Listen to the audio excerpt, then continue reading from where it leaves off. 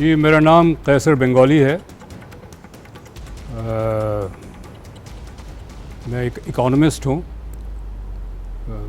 میں پیدا ہندوستان میں ہوا تھا اور کلاس 9 تک تعلیم بھی ہندوستان میں حاصل کی. اسکول جانے سے پہلے ہم کچھ 3 سال ہانگ کانگ میں رہتے تھے کہ میری والدہ کی فیملی ہانگ کانگ میں ہے, ابھی بھی ہے. 100 سال سے زیادہ ہو گئے ان کو وہاں پر. پاکستان آ کے میں نے پرائیویٹ میٹرک دیا, کالج اور یونیورسٹی میں پڑھے. پھر 2 سال امریکہ میں پڑھنے کا موقع ملا. کراچی میں مستقل رہائش ہے, لیکن وقتاً فوقتاً اسلام آباد میں بھی رہا ہوں. جی بالکل, ابتدائی تعلیم تو ہندوستان میں ہوئی تھی, لیکن کلاس 9 میں پاکستان آ گئے اور پرائیویٹ میٹرک دیا 1968 میں. اس کے بعد سینٹ پیٹرکس کالج میں داخلہ لیا, 2 سال وہاں تھے. پھر کراچی یونیورسٹی جوائن کی اکنامکس ڈپارٹمنٹ میں, 4 سال وہاں پڑھے. 2 سال پھر امریکہ میں پڑھے. واپس آ کے کراچی یونیورسٹی ہی جوائن کی, پڑھانا اور ریسرچ کرنا. اس دوران پی ایچ ڈی بھی کی کراچی یونیورسٹی سے. ہماری پوری جو فیملی ہے وہ کاروبار میں ہے, لیکن بچپن میں ہندوستان میں غربت بہت ہے, پاکستان سے بھی زیادہ ہے آج بھی. تو ہم کلکتہ میں رہتے تھے اور وہاں بہت زیادہ غربت دیکھتے تھے. تو ہمیشہ بچپن سے میرے ذہن میں ہوتا تھا اور میں اپنے والدین سے سوال پوچھتا تھا کہ یہ غریب کیوں ہیں. شاید اسی وجہ سے میں اکانومسٹ بنا کہ معلوم کرنا چاہ رہا تھا کہ غربت کیوں ہے اور اس کا کیا کیا جا سکتا ہے. لیکن جیسے جیسے آگے بڑھے تو پتہ چلنے لگا کہ غربت معیشت کی وجہ سے نہیں ہے, سیاست کی وجہ سے ہے. تو سیاست میں انٹرسٹ پیدا ہو گیا. جب ہم یونیورسٹی میں داخلہ لیا تو یونیورسٹی پالیٹکس میں پھر شامل ہو گئے, اور 2 پارٹیاں تھیں, ایک لیفٹ کی ایک رائٹ کی, اور ان میں کافی سمجھ لیں وائلنس رہتا تھا. تو ہم نے ایک پارٹی بنائی لبرلز کے نام سے. ہم نے کہا جی ہم نہ لیفٹ کے ہیں نہ رائٹ کے ہیں, ہم صرف اسٹوڈنٹس کے جو مسائل ہیں اس پہ بات کرتے ہیں, اور ایک روادری ہونی چاہیے. بات چیت میں ایک دوسرے کا سر نہیں پھاڑ سکتے ہم, آخر ایک ہی کلاس میں پڑھتے ہیں, ایک ہی یونیورسٹی میں پڑھتے ہیں. تو اس سے بڑی ہمیں کامیابی ہوئی. ہم جیت گئے الیکشن, جمعیت کو ہم نے ہرایا. 13 سال کے بعد جمعیت ہاری ہے, اور اور میں چیئرمین تھا پارٹی کا کچھ عرصے تک. یہ میرا سیاسی کریئر ہے اسٹوڈنٹ ڈیز کا. اس کے بعد ظاہر ہے مارشل لاء کے دور تھا 1980 کی دہائی میں. تو ہر قسم کی جو جمہوری موومنٹ تھی, چاہے وہ صحافت کے تحفظ ہو, عورتوں کا ہو, بچوں کا ہو, مزدوروں کا ہو, ان سب میں شامل رہیں. سڑک پہ بہت وقت گزارا, پتھر بھی مارے. ریسرچ کرتے میں چلتے رہے, کتابیں بھی لکھی, پڑھایا بھی. پھر آگے چل کے سال 2000 کے بعد کچھ حکومت میں کام کرنے کا موقع ملا. اسلام آباد میں تھا میں, تو بے نظیر انکم سپورٹ پروگرام ڈیزائن کیا. اور یہ میں کہتا چلوں کہ اس کے ڈیزائن کرنے میں کوئی نہ تو بیرونی پیسوں کا اثر تھا, نہ بیرونی ٹیکنیکل انپٹ تھا. یہ 100% پاکستانی ایجاد ہے اور پاکستانی پروڈکٹ ہے بے نظیر انکم سپورٹ پروگرام. اس کے بعد مجھے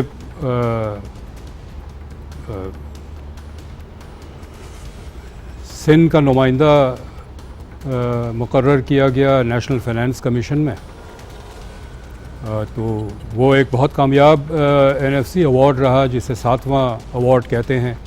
کچھ 20 سال کے بعد ایک کامیاب ایوارڈ آیا. تو اس کے بعد مجھے ایڈوائزر اپوائنٹ کیا سندھ چیف منسٹر نے پلاننگ اینڈ ڈیولپمنٹ کا. تو 1.5 سال میں ایڈوائزر تھا. یہ ایک ابتدائی سفر ہے. پھر بلوچستان میں بھی 3 سال رہا میں چیف منسٹر کا ایڈوائزر. یہ گورنمنٹ کا ایکسپیرینس بھی اچھا رہا میرے لیے.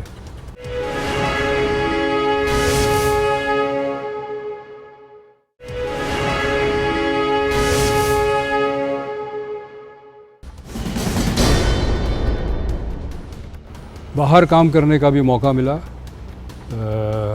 کچھ عرصہ سعودی عرب میں کام کیا, کچھ 6 مہینے 5-6 مہینے.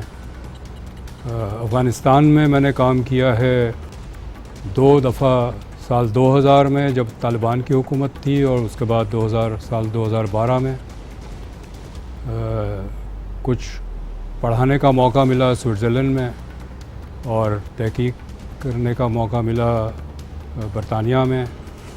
ایریٹریا میں کچھ کام کرنے کا موقع ملا. تو یہ انٹرنیشنل ایکسپیرینس بہت فائدہ مند رہا. اس سے بہت کچھ سیکھا اس حوالے سے. اس وقت ایک بہت انٹرسٹنگ کام کر رہا ہوں, میرے لیے انٹرسٹنگ ہے. ہم پچھلے 20 سال سے جو میرا رہا ہے حکومت کے ساتھ کام, اور جو 2010 کے فلڈز آئے تھے اس میں بہت مزید قریب سے دیکھنے کو موقع ملا سندھ کو. چونکہ میں گورنمنٹ میں تھا اور مجھے چیف منسٹر نے جو ذمہ داری دی تھی وہ یہ تھی کہ جو بھی غیر ملکی آتے ہیں ریلیف کے حوالے سے ان کے ساتھ جائیں. تو ہیلی کاپٹر میں سفر کرنے کا موقع ملا. دیکھا سندھ کو. اس وقت اندازہ ہوا کہ چھوٹے چھوٹے گاؤں ہیں, 5-5 گھر کے بھی گاؤں ہیں. اب ان گاؤں میں آپ نہ تو صحیح اسکول دے سکتے ہیں, نہ صحیح ڈسپنسری دے سکتے ہیں. یہ تھا کہ جو قریب قریب گاؤں ہیں ان کو ملا کے ایک سینٹر ایک مرکز بنایا جائے, جو جہاں پر آپ بہتر فیسلٹی دیں, سہولتیں دیں, اور باقی جو آس پاس کے گاؤں ہیں وہیں آ جائیں. یہ پھر ابھی کچھ 3-4 سال پہلے ایک پوری اسٹریٹجی بنا کے دی سندھ گورنمنٹ کو, جو کیبنٹ نے اپروو کی, اور چیف منسٹر نے کہا کہ اب آپ ایک کر کے بھی بتائیں ہمیں ایک. تو سجاول ڈسٹرکٹ میں ایک گاؤں ہے جس کو ہم ڈیولپ کر رہے ہیں, اور تھرپارکر میں بھی ہمارا کام ہے. سجاول میں ایک جو چھوٹا سا بڑا گاؤں کہہ لیں, چھوٹا شہر کہہ لیں, 18,000 کی آبادی ہے. وہ ہم نے as a growth centre adopt کیا ہے. وہاں پر ایک اسکول کیمپس بنا رہے ہیں پورا, لڑکوں کا لڑکیوں کا, اور اس کے ساتھ تمام facilities, library, laboratory, computer lab, sports کی فیسلٹی سب ایک جگہ ہو. چونکہ تعلیم جو ہے وہ صرف کتابوں سے, بچے جو ہوتے ہیں وہ صرف کتابوں سے تعلیم حاصل نہیں کرتے, کھیل کود سے بھی علم حاصل کرتے ہیں, ان کی پرسنالٹی ڈیولپ ہوتی ہے. تو ہم وہ بنا رہے ہیں. وہاں پر ایک میڈیکل سینٹر بنا رہے ہیں. ہے میڈیکل فیسلٹیز تو ہے, لیکن جیسے تھوڑی بہت ہے, ایک بہتر طریقے سے بنا رہے ہیں. جو ان کا مارکیٹ ایریا ہے اس کو پورا ڈیولپ کر رہے ہیں, تاکہ یہ نہ ہو کہ ٹوٹی ہوئی سڑکیں ہیں, کیچڑ ہے دکانوں کے سامنے. ایک اچھا صاف ستھرا ماحول ہو کاروبار کرنے کا. تھرپارکر میں کافی کام ہے. ایک چھوٹی سی کتاب بھی ابھی تھرپارکر پہ ہم نے پبلش کی ہے میں نے. وہاں تھرپارکر میں تھرپارکر میں جو گاؤں ہے وہ اگر آپ اس کو میپ پہ سارے گاؤں کو ڈالیں تو پورے تھرپارکر میں وہ ڈاٹس آپ کو نظر آئیں گے گاؤں کے. اور وہ اس کی وجہ یہ ہے کہ پانی نہ ہونے کی وجہ سے کہیں بھی ڈینسٹی زیادہ نہیں ہے. کوئی ایسا گاؤں نہیں ہے جہاں پر زیادہ آبادی ہو, چونکہ پانی بہت کم ہوتا ہے. کنویں جس سے زیادہ پانی نکالیں گے ختم ہو جائے گا. تو انہوں نے جو ان کی نالج ہے, جو انڈیجنس نالج جو کہتے ہیں صدیوں کی, وہ انہوں نے رکھا ہے کہ کہیں بھی آبادی کی کنسنٹریشن نہ ہونے دیں, بکھر دیں. تو وہ اس حوالے سے پوری ایک تھرپارکر کی گروتھ اینڈ ڈیولپمنٹ اسٹریٹجی بنا رہے ہیں. جی, میں زندگی میں کچھ میرے سیاست اور پولیٹیکل ایکٹیویزم اور ریسرچ اور پڑھانا اور کام کے حوالے سے بھی تھوڑے انٹرسٹ ہیں. میں تھوڑا بہت بلوننگ میں نے کیا ہے, ہاٹ ایئر بلون میں جب جاتے ہیں. پیراشوٹنگ کی ہے. پیراشوٹنگ یہ ہے کہ آپ پیراشوٹ باندھ کے آپ کو ایک جیپ کے پیچھے باندھ دیا جاتا ہے, وہ جیپ چلنے لگتی ہے, پیراشوٹ میں ہوا بھر جاتی ہے, جب تو جیپ سے ڈسکنیکٹ کر دیتے آپ اوپر چلے جاتے ہیں. میں ننگا پروت کے بیس کیمپ تک میں نے ٹریک کیا ہے اور اس قسم کے میری کچھ شوق رہے ہیں. اسی لیے میں سال 2000 میں افغانستان بھی گیا. جنگ چل رہی تھی اور 2 دفعہ بمبارڈمنٹ میں پھنس بھی گئے تھے ہم, لیکن یہ اس قسم کے شوق رہے ہیں. مشکلات بھی رہی ہے. میں جب تعلیم ختم کی 1976 میں اور Karachi university as a research assistant join کیا, تو اپلائیڈ اکنامکس ریسرچ سینٹر کو اسکالرشپ ملتی تھی فورڈ فاؤنڈیشن سے, تو مجھے بھی اسکالرشپ میں کوالیفائی کیا میں نے. لیکن پھر 77 میں مارشل لاء لگ گیا اور چونکہ میرے پچھلے یونیورسٹی میں کافی سیاسی ایک کریئر تھا اسٹوڈنٹ ڈیز کا, تو کچھ ایسا ہوا کہ وہ اسکالرشپ کینسل ہو گئی. جو ملٹری گورنمنٹ تھی انہوں نے اسکالرشپ کینسل کر دی. ایڈمیشن میرا ہو چکا تھا. والد صاحب نے کہا کہ اگر یہ یہاں رہے گا تو گرفتار ہو جائے گا, تو انہوں نے مجھے بھیج دیا باہر. حالانکہ ہماری فیملی یہ افورڈ نہیں کر سکتی تھی کہ میں باہر جا کے پڑھوں اپنے پیسوں سے. خیر انہوں نے بھیج دیا, لیکن وہاں میں پھر یونیورسٹی میں جاب کرتا تھا اور رات کے بھی جاب کرتا تھا. 9 to شام رات کو 11 سے صبح 7 بجے کی ڈیوٹی بھی کرتا تھا. یہ میرے 2 سال جو امریکہ میں تعلیم کے تھے وہ بہت مشکل تھے, لیکن اللہ کا شکر ہے میں نے تعلیم مکمل کی اور واپس آیا. زندگی میں ویسے کوئی خاص مشکلات نہیں آئی ہے. سیاست جو میں مینیجنگ ڈائریکٹر تھا سوشل پالیسی ڈیولپمنٹ سینٹر کا, ایک ریسرچ کا ادارہ ہے کراچی میں. جنرل مشرف کا دور تھا اور شوکت عزیز ان کے پرائم منسٹر تھے. وہ ہم جو ریسرچ نکالتے تھے اس میں ہم ثابت کرتے تھے کہ ان کے سارے اعداد و شمار غلط ہے, جھوٹ بول رہی ہے. تو بہت ناراضگی تھی ان کی, تو مجھے نکلوا دیا وہاں سے. یہ اس کو اگر آپ مشکل سمجھے, لیکن میرے لیے کوئی مشکلات نہیں تھی. مجھے جب ایس پی ڈی سی کے بورڈ نے بلا کے کہا کہ جی ہم پہ پریشر ہے کہ ہم آپ کو ہٹا دیں, میں نے کہا کہ جی میری وفاداری ایس پی ڈی سی سے زیادہ ملک سے ہے. اگر ملک میں نقصان ہو رہا ہے اور میں اس کو واضح کر رہا ہوں اور اس نقصان میں مجھے آپ نکال دیں گے تو ضرور نکال دیں. تو میں نے استعفیٰ دے دیا. اس سے زیادہ اور کوئی میرا خیال میں میری زندگی میں کوئی ایسی مشکلات نہیں آئی ہے.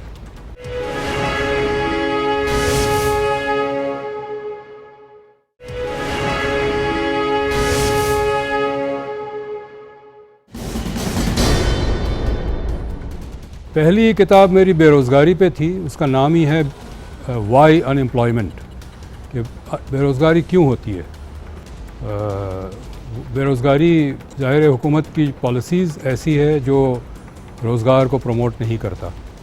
تو وہ میری پہلی کتاب تھی اور وہ بہت پہلے تھی, شاید 30-35 سال پہلے لکھی تھی. اس کے بعد میں نے لکھی ہے کتابیں, ایڈٹ بھی کی ہے. میری جو ابھی حال میں نے تھرپارکر پہ ایک چھوٹی سی کتاب ہے, لیکن اس سے پہلے جو میری کتاب ہے وہ بلوچستان پہ ہے, اے کرائی فار جسٹس کے نام سے. اس کتاب پہ میں جب 3 سال بلوچستان میں تھا, دسمبر 2016 میں واپس کراچی آیا, تو 10 مہینے میں نے اور کوئی کام نہیں کیا. میں اپنی کتاب پہ کام کر رہا تھا اور وہ کتاب آکسفورڈ نے پبلش کی ہے. تو اب تک میرا خیال ہے 9 یا 10 کتابیں ہو چکی ہے میری. ہماری جو پالیسیز ہوتی ہے حکومت کی، کوئی بھی حکومت ہو، سویلین ہو ملٹری ہو، اس سے فرق نہیں پڑتا، وہ پالیسیز ساری بنی ہے مخصوص طبقوں کو فائدہ پہنچانے کے لیے. قومی مفاد میں پالیسیز نہیں رہی ہے. اس وقت ہم ایک ایسی معیشت بن گئے ہیں جس سے ہم کسینو کہتے ہیں، کسینو اکانومی ہے، جہاں دولت لوگ کماتے ہیں ستے بازی کر کے، اسٹاک مارکیٹ میں، پراپرٹی مارکیٹ میں، کموڈیٹی مارکیٹس میں اشیاؤں کی ذخیرہ اندوزی کریں. پراپرٹی مارکیٹ میں 4 پراپرٹی ڈیلرز مل کے کہیں خوب خریدنا شروع کرتے ہیں، قیمت بڑھ جاتی ہے، لوگ خریدتے ہیں پراپرٹیز اور پھر یہ گرا دیتے ہیں. اسٹاک مارکیٹ میں بھی یہی ہوتا ہے. صنعت اور زراعت ہماری کمزور ہوتی چلی گئی ہے، صنعتیں بند ہو رہی ہے. زراعت کا حال یہ ہے کہ وہ چیزیں جو ہم ایکسپورٹ کیا کرتے تھے اب امپورٹ کرتے ہیں. ہم گندم امپورٹ کرتے ہیں، چینی امپورٹ کرتے ہیں، کپاس امپورٹ کرتے ہیں. سب سے بڑی ہماری انڈسٹری ٹیکسٹائل کی ہے جس کی بنیادی کپاس ہے، چونکہ ہم کپاس بہت پیدا کرتے تھے، ہم را کاٹن ایکسپورٹ بھی کیا کرتے تھے، اب ہم امپورٹ کرتے ہیں. اس کی وجہ یہ کہ پیداواری قوت ہماری معیشت کی بگڑ گئی ہے، اس پہ انویسٹمنٹ نہیں ہے، اس پہ توجہ نہیں ہے. اور جو پالیسیز ہیں وہ، اگر میرے پاس $1 ملین ہیں تو میں کارخانہ کبھی نہیں لگاؤں گا. میں نے پہلے ہی کہا تھا کہ میرا تعلق ایک بزنس کمیونٹی سے ہے. میرے بہت سارے ہماری کمیونٹی کے لوگ ہیں، رشتہ دار ہیں، جنہوں نے اپنے کارخانے بند کیے ہیں اور اب اسٹاک مارکیٹ اور پراپرٹی مارکیٹ میں کھیل رہے ہیں. اور یہ بدلا جا سکتا ہے. پاکستان، میرا اندازہ، میں یہ بالکل ذمہ داری سے کہہ سکتا ہوں اپنی پروفیشنل کیپیسٹی میں کہ 3 سے 4 سال میں ہم بحرانی کیفیت سے نکل سکتے ہیں، یہ ممکن ہے. اور 20 سال میں ہم بے روزگاری اور غربت کو سنگل ڈیجٹ پہ لا سکتے ہیں، یعنی 10% سے کم ہو، سب کے پاس روزگار ہو. بلوچستان میں تو اتنے وسائل ہیں کہ ہر بلوچستان کے باشندے کو 2 نوکریاں دی جا سکتی ہے. 2 ہے معیار معیشت کو دیکھنے کا، اور ایک روپی گیپ ہے اور ایک ڈالر گیپ ہے. روپی گیپ کا مطلب یہ ہے کہ حکومت کی جو ریونیوز ہیں، آمدنی ہیں، اس سے اخراجات کتنے زیادہ ہے. اور ڈالر گیپ یہ ہے کہ ایکسپورٹ کے مقابلے میں امپورٹ کتنا زیادہ ہے. یہ 2 خسارے پیدا ہوتے ہیں. تھوڑا بہت خسارہ تو ہر ملک کا ہوتا ہے اور وہ مناسب ہے، اس سے بھی کام چل سکتا ہے. لیکن اگر یہ خسارہ بہت زیادہ ہو جائے تو پھر بحران کی کیفیت ہے. اور پاکستان میں خاص طور پہ پچھلے 20 سال میں، 2000 کے بعد ہمارے امپورٹ بڑھتا چلا گیا ہے. سال 2003 تک ہر $100 کے ایکسپورٹ پہ $125-130 کا امپورٹ تھا، یعنی 25-30% خسارہ تھا. آج ہر $100 کے ایکسپورٹ پہ $230 امپورٹ ہے، یعنی جو 130% خسارہ تھا وہ 130% خسارہ ہو گیا. یہی حال ہمارے بجٹ ڈیفیسٹ کا ہے. جو حکومت کے اخراجات ہیں، غیر طرح کے اخراجات ہیں، وہ بڑھتے چلے جاتے ہیں. اور چونکہ معیشت کمزور ہو رہی ہے، کارخانے بند ہو رہے ہیں، زراعت کی پیداوار کم ہو رہی ہے، تو حکومت کے ٹیکس جمع کرنے کی گنجائش بھی کمزور ہوتی جا رہی ہے. تو آمدنی کے ذرائع کمزور ہوتے جا رہے ہیں، اخراجات بڑھتے چلے جا رہے ہیں. ہمارا خسارہ اتنا بڑا ہو گیا ہے کہ اب ہماری معیشت صرف قرضوں پہ چل رہی ہے، اندرونی قرضے اور بیرونی قرضے. اب ہم قرضے لیتے ہیں صرف پرانے قرضے واپس کرنے کے لیے. اب ہم قرضے نہیں لیتے کوئی معاشی اثاثے بنانے کے لیے. پہلے 1960-1970 تک جو ہے ہم قرضے لیتے تھے اثاثے بنانے کے لیے. ہم نے قرضہ لیا تربیلا اور منگلا ڈیم بنانے کے لیے، جس سے ہماری معیشت دگنا بڑھ گئی. اب ہم قرضے کوئی چیز بنانے کے لیے نہیں لیتے، معیشت کو مضبوط کرنے کے لیے قرضے نہیں لیتے. ہم قرضے لیتے ہیں پرانے قرضے واپس کرنے کے لیے. یہ حال بدلا جا سکتا ہے. آج اگر ہم اپنا رخ بدل دیں، معاشی پالیسی کو جس طرح ہم چلاتے ہیں، تو یہ معاملات بدلے جا سکتے ہیں۔ اس کے لیے غیر ترقیاتی اخراجات میں کمی کرنی پڑے گی، جس میں دفاع بھی شامل ہے، اور امپورٹس میں کمی کرنی پڑے گی، اور ہماری معیشت جس کی بنیاد امپورٹ بن گئی ہے۔ ٹیکسٹ بک اکنامکس کی ہر ٹیکسٹ بک یہ کہے گی کہ انڈسٹری ایک ملک میں وہ لگنی چاہیے جس کا خام مال خود پیدا کرتا ہو۔ ہماری انڈسٹری کا خام مال ہم امپورٹ کرتے ہیں، اب تو کاٹن بھی امپورٹ کرتے ہیں، اور جو ہمارے خام مال ہے اسے استعمال نہیں کرتے، انڈسٹری اس پر بنیاد نہیں ہے۔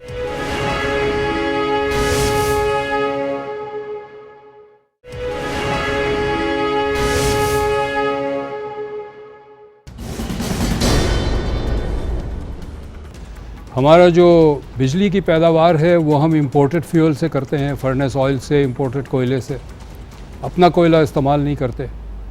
اپنی پن بجلی جو ہے ہم نے استعمال کی ہے، لیکن چھوٹے جو ڈیمز بن سکتے ہیں اس سے کہتے ہیں 40,000 میگا واٹ پاور استعمال ہو سکتا، ہم نہیں کرتے ہیں۔ سولر کی بہت گنجائش ہے، اس کو ڈیولپ کرنا چاہیے۔ ہمارا جو ٹرانسپورٹیشن ہے، گڈس ٹرانسپورٹیشن، لانگ ڈسٹنس ایک شہر سے دوسرے شہر کا، یہ ریلوے سے ہوا کرتا تھا۔ 1970 کی آخر سے جو ہم نے ریلویز کو کمزور کر دیا اور روڈ ٹرانسپورٹ کو ڈیولپ کیا۔ روڈ ٹرانسپورٹ جو ہے 1/3 زیادہ فیول استعمال کرتا ہے ریلوے کے مقابلے میں، تو ہم زیادہ پیٹرول امپورٹ کرتے ہیں اور فارن ایکسچینج سے کرتے ہیں، اور فارن ایکسچینج ہم بھیک مانگتے ہیں۔ تو پورا جو معیشت کا ڈھانچہ ہے ہم نے بگاڑ کے رکھ دیا ہے، اور جو کنزمپشن ہے وہ بھی بگڑی ہوئی ہے۔ ہماری جو اشرافیہ ہے وہ انہیں کوئی پرواہ نہیں ہے کہ معیشت کتنی بگڑ رہی ہے اور معاملات کتنے خراب ہو رہے ہیں۔ پانی ہمارا اپنا ہے، اللہ کا دیا ہوا پانی ہے، قدرت کا دیا ہوا پانی ہے۔ غیر ملکی کمپنی آتی ہے، پانی ہمارے نلکوں سے بھر کے بوتل میں ہمیں پلاتی ہے، منافع کما کے پیسے باہر لے جاتی ہے۔ ہمارے اسکولز حکومت نے تعلیمی نظام تباہ کر دیا، تو او لیول اور اے لیول میں بچے پڑھتے ہیں، ہزاروں لاکھوں پاؤنڈ ہر سال باہر کیمبرج یونیورسٹی کو دیے جاتے ہیں، چونکہ ہم کیمبرج سے اپنی سرٹیفکیٹ لینا چاہتے ہیں۔ ہم میٹرک کی سرٹیفکیٹ اتنی بگڑ گئی ہے، اتنی خراب ہو گئی ہے کہ کوئی اس میں پڑھنا نہیں چاہتا۔ تو یہ سارے ہم نے ذرائع بنائے ہیں ڈالر باہر جانے کے، تاکہ اشرافیہ بوتل میں پانی پی سکے اور بچوں کو انگلش میڈیم اسکول میں بھیج سکیں۔ اور ڈالر جب باہر جاتا ہے اور ڈالر آنے کے ذرائع نہیں ہے تو ہم بھیک مانگتے ہیں۔ جب آپ مانگتے ہیں تو آپ کی معاشی خود مختاری کمزور ہوتی ہے، اور جب معاشی خود مختاری کمزور ہوتی ہے تو سیاسی خود مختاری بھی کمزور ہوتی ہے۔ اس دلدل سے ہم بہت یقیناً نکل سکتے ہیں۔ جو اشرافیہ ہے ان کو قربانی دینی پڑے گی، غیر ترقیاتی اخراجات کم کرنا پڑے گا، دفاع کے اخراجات کم کرنے پڑیں گے، اور جو اشرافیہ کی امپورٹڈ کنزیومر گڈس کی عادات ہیں وہ ختم کرنی پڑے گی۔ ہم اگر نہیں بوتل کا منرل واٹر پی سکتے ہیں تو یہی پانی نلکوں کا بوائل کر کے پی لے، لیکن ہمیں اپنی جو لائف سٹائل بنائی ہوئی ہے، ہماری اشرافیہ وہی لائف سٹائل گزارتی ہے جو سوئٹزرلینڈ میں لوگ گزارتے ہیں، وہاں کے اشرافیہ گزارتی ہے۔ یہ قربانی ہمیں دینی پڑے گی، تبھی جا کے اس ملک کے معاشی اور سیاسی جو فاؤنڈیشن ہے وہ مضبوط ہو سکتا ہے۔ پیغام تو میں ریاست کو دینا چاہوں گا اور اس ملک کے اشرافیہ کو دینا چاہوں گا کہ ریاست اپنے اخراجات کو کم کریں اور وہ پیسہ لگائیں صنعت اور زراعت کی پیداواری قوت بڑھانے میں۔ اور ہم نے 2 پاکستان بنائے، ایک اشرافیہ کا پاکستان ہے اور ایک عوام کا پاکستان ہے۔ اشرافیہ کا پاکستان جو ہے وہ محلوں میں رہتے ہیں، ہر گھر میں 2 تو گاڑی کم سے کم ہے، کچھ گھر ایسے ہیں ہم جانتے ہیں کہ نوکروں کے لیے بھی گاڑی رکھی ہے. جب وہ چونکہ جس گھر میں جہاں پر وہ رہتے ہیں وہاں آس پاس کوئی مارکیٹ نہیں ہے, وہ خالصتاً رہائشی علاقہ ہے, تو اگر سبزی یا ڈبل روٹی بھی لانی ہے تو گاڑی میں بیٹھ کے جانا ہوتا ہے. پورا گھر ایئر کنڈیشنڈ ہے, آرام سے سوتے ہیں, اور ایک آٹومیٹک سسٹم لگا ہوا ہے, بجلی جاتی ہے تو جنریٹر خود ہی شروع ہو جاتا ہے. بچے ان اسکول میں پڑھتے ہیں اور فیس جو ہے اس بچوں کی اسی اسکول کے چوکیدار کی تنخواہ کے 3 گنا ایک بچے کی فیس ہے. یہ دو, اور جو عوام ہے وہ کوارٹرز میں رہتے ہیں. ہم چونکہ میرا ریسرچ سے کام ہے اور ہم ریسرچ کے لیے گھر گھر کے بھی ڈیٹا کلیکٹ کرتے ہیں. کراچی میں اور لاہور میں ایسے گھر ہیں جہاں ایک کمرے میں 20 لوگ رہتے ہیں. وہ ایک جگہ ہم ڈیٹا لے رہے تھے تو انہوں نے کہا کہ ہمیں نہیں پتہ پوری ٹانگیں کیسے کھول کے سوتے ہیں, چونکہ اتنی جگہ نہیں ہوتی ہے. ہمارے ایس پی ڈی سی میں جہاں میں کام کرتا تھا وہاں پر سیکیورٹی گارڈز تھے کمپنی کے. وہ کہتے تھے کہ ایک گارڈ نے مجھے کہا کہ وہ صبح 4 بجے گھر سے نکلتا ہے, پیدل آتا ہے 8 بجے وہاں پہنچنے کے لیے, اور جب 8 بجے 12 گھنٹے کی ڈیوٹی دے کے جاتا ہے تو رات 12 بجے گھر پہنچتا ہے. اس لیے کہ اگر بس میں آئے گا جائے گا تو 3 بس چینج کرنی ہوتی ہے, اور سارے تنخواہ کے پیسے تو کرائے میں نکل جائیں گے. تو لوگوں کی زندگی بہت مشکل میں ہے, اور اشرافیہ جو ہے وہ بہت آرام سے زندگی گزار رہے ہیں, بے شمار پیسے ہیں. یہ 2 پاکستان ہمیں ضم کرنے پڑیں گے. یہ دیوار جو ہے اشرافیہ کی پاکستان اور عوام کے پاکستان کے درمیان دیوار ہٹانی پڑے گی. یہ ہم نہیں کریں گے تو جو اس وقت حال لبنان کا ہے ہمارا ہو سکتا ہے, جو حال صومالیہ کا ہے وہ بھی ہمارا ہو سکتا ہے. اشرافیہ کو پریشانی پھر بھی نظر نہیں آتی ہے, اس لیے کہ ان کے سب کے زیادہ تر کے آدھی فیملی باہر رہتی ہیں, ان کے گھر ہے باہر, ان کے بینک بیلنسز ہیں. اگر پاکستان میں حالات بہت خراب ہوں گے تو ان کو صرف ایک پریشانی ہوگی, ایئرپورٹ کیسے پہنچے, باقی اور کوئی پریشانی نہیں ہوگی. باقی جو حالات ہوں گے وہ عوام نپٹتے رہیں گے اس سے. پاکستان ایک وسائل کے حوالے سے امیر ملک ہے, ہم ہندوستان سے زیادہ امیر ہے, اور ہم ایک مضبوط معیشت بنا سکتے ہیں. جتنی آبادی پاکستان کی کل آبادی ہے وہ آبادی ہندوستان میں سڑکوں پہ رہتی ہے. ہم ہندوستان کو امداد دے سکتے ہیں, اور یہ میں محاورتاً نہیں کہہ رہا ہوں, سیاسی نعروں کے طور پہ نہیں کہہ رہا ہوں, یہ پوری ذمہ داری سے کہہ سکتا ہوں, بشرطے کہ ہم اپنے وسائل کو پورے قوم کی ترقی کے لیے استعمال کریں.